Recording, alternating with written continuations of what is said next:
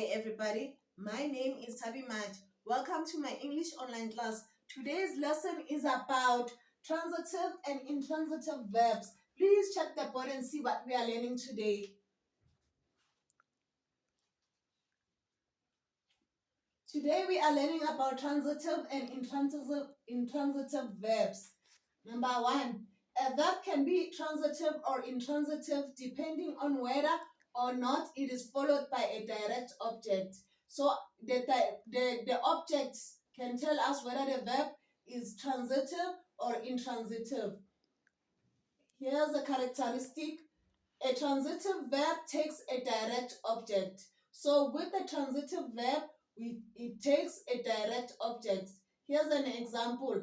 I wrote a letter to the editor of the newspaper. So I is our subject, wrote is our transitive verb because it is followed by a direct object. This object is followed by a direct object, and then the direct object is followed by the indirect object, which is to the editor of the newspaper. So to the editor of a newspaper is our indirect because it follows the direct object.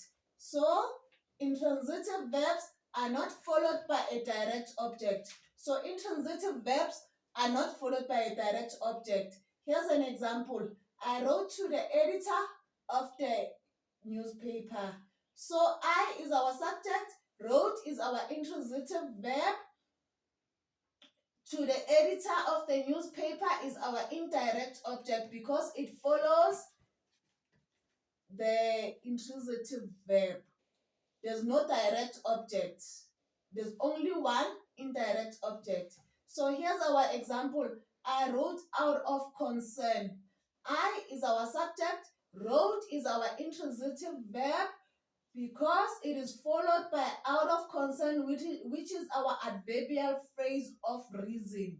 It tells us the reason why. So it's an adverbial phrase of reason. Thank you everybody for tuning in. Please tune in again next time.